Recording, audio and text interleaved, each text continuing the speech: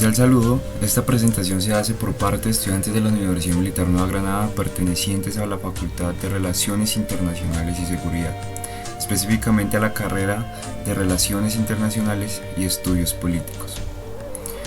Se presenta para la materia de Política Latinoamericana Comparada, quien la dirige el profesor Harold Rosso.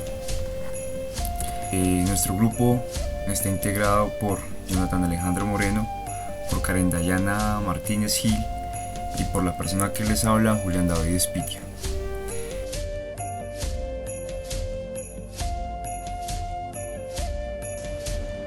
¿Cómo están? El día de hoy nos encontramos en la Quinta de Alejandrino, uno de los lugares más recordados por los colombianos a ser el lugar donde murió Simón Bolívar, uno de los próceres más importantes y si no el más importante de nuestra independencia. Y es que el día de hoy no les venimos a hablar de la independencia de Colombia o de su causa revolucionaria, sino más bien al contrario, cómo es que él, a causa de la conquista de los españoles, decidió independizar este territorio y cómo los españoles llegan a nuestro territorio y con qué necesidad lo hacen. Sin embargo, en esta zona es donde termina y empieza la historia de Colombia. Nos encontramos en la Quinta de Bolívar de Alejandría, lugar donde terminó la vida de una de las personas más importantes para Colombia, Simón Bolívar. Sin embargo, la historia que le vamos a relatar en nuestro video no hace alusión a la independencia o a la vida de su libertador. Por el contrario, vamos a contar lo que pasó al inicio y por qué el reino español llega a las Américas y llega a colonizar nuestro territorio. Nuestro tema a exponer es la conquista española y las colonias de América, y lo abrimos con esta frase que es bastante interesante para entender lo que pasó durante esta época. Antecedentes de la conquista de América. La Reconquista permitió ilustrar gran parte de los hechos que representaron un precedente fundamental a la conquista, como cuáles: qué significaba conquistar para las coronas y la conquista de la península ibérica. Conquistar significaba para las coronas tres cosas importantes: invadir, saquear y avanzar, lo que les daba una amplitud de decisión a lo que hacer con un territorio desconocido al cual ellos llegaban. Sí, independientemente de lo que quisiesen hacer, las intenciones o los intereses debían acoplarse a que les era más factible. La conquista de la península ibérica les ayudó de cierta forma a entender cómo conquistar un territorio, ya que ellos tuvieron que reconquistar el suyo propio por parte de estos musulmanes que dominaron su territorio durante casi todo el siglo XIII y lograron sacarlos de su territorio, dominando toda la península ibérica. ¿Por qué es importante Portugal para esta relación de conquista en América? Primero, Portugal desarrolló muchos avances cartográficos y de navegación marítima, lo que le permitió a todas estas personas desarrollar un gran precedente para realizar navegaciones más allá de lo que conocían dentro de sus mares más cercanos, como lo era el mar Mediterráneo. Portugal contaba con una importante comunidad mercantil autóctona, lo que le sirvió para ayudar a subir al trono a la Casa de David, que esta casa prácticamente sirvió a los intereses de los mercaderes genoveses y portugueses para desarrollar este nivel marítimo que lograron pues prácticamente hacer crecer el comercio de lo que era la Europa en este momento.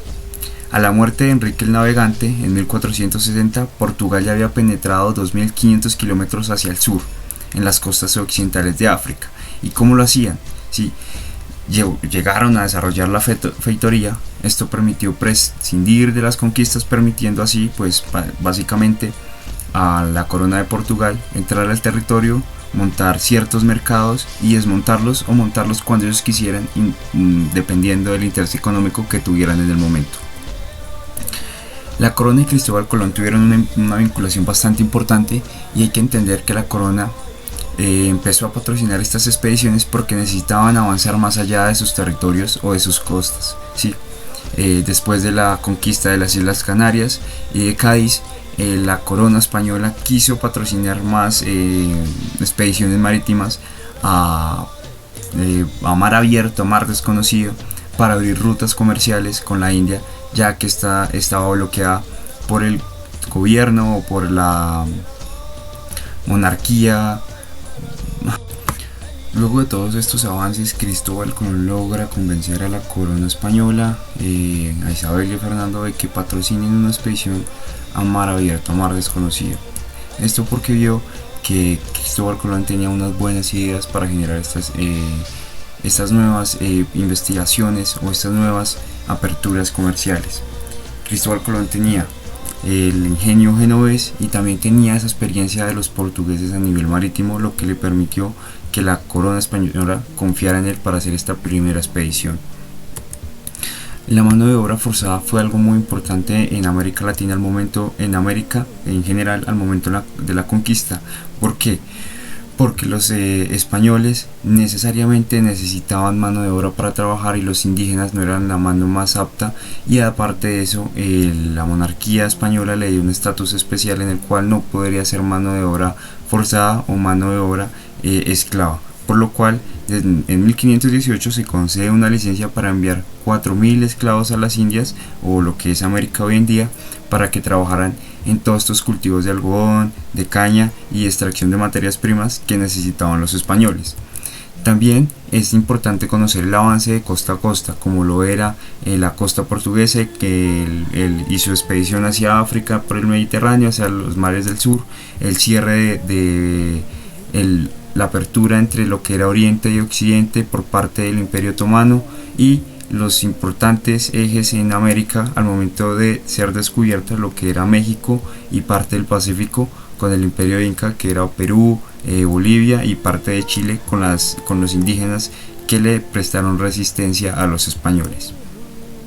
También había un problema grande con la insuficiencia de material y abastecimiento. Si bien los españoles estaban mejor armados, tenían problemas para transitar las mercancías y para moverse dentro del territorio. Por eso las expediciones muchas veces fracasaban, a pesar de que tenían mejores armas y que los indígenas fuesen mucho más, podían ganarles, pero esta falta de recursos hizo que se alargara más las expediciones y más la conquista a nivel del territorio interior americano. Las sociedades privadas generan tensiones al momento de formarse, porque después de las expediciones se dan cuenta que empiezan a generar dinero, pero no logran administrar bien este dinero. No saben cómo distribuir los botines, no saben qué estatus darle a la persona que va a liderar la expedición, no saben qué hacer con esa zona conquistada, o si solo extraer la economía o los bienes que necesitan para llevar y dejar a la zona o colonizar la zona. Esto generó tensiones entre las propias personas que patrocinaban estas expediciones y los expedicionarios. Dos imperios importantes cayeron durante la colonización por parte de los españoles, y fue el imperio azteca por parte de Cortés, quien capturó a Moctezuma dentro de su propia ciudad, y quien fue Moctezuma quien le dio el ingreso, haciendo que el imperio azteca cayera en manos de Carlos V bajo el Translatio Imperi, que le otorgaba prácticamente un gobierno títere bajo la imagen de un indígena líder en la región, que era Moctezuma, a la corona española. Y el otro fue el imperio de la caída inca, que también bajo conflictos internos y una guerra civil logra Pizarro capturar a Atahualpa y extorsionar al imperio inca para que pague una suma de dinero muy grande, y a final de cuentas terminara cediendo todo el gobierno a manos también de un gobierno títere liderado por una élite indígena que respondía al gobierno español, que quien había quedado había sido el hermanastro de Atahualpa luego de la muerte de este. La consolidación nace ya después de la conquista, al momento en que llegan más colonos, se adaptan a la zona comercial de las nuevas colonias y empieza a disminuir la tasa de natalidad, o empieza a eliminarse esas comunidades indígenas que existían en un inicio, que pasaban de 29 millones a 2 millones, que pasaban de 9 millones en el imperio inca a menos de 500.000 a finales de la conquista. Por todo esto, por la mano de obra forzada que algunos terratenientes obligaban a los indígenas, y también por las encomiendas que formaron a las élites criollas en la región, lo que hacía que los indígenas tuvieran menos operatividad y menos importancia en la región, lo que terminó por consolidar un gobierno español en sus territorios de ultramar.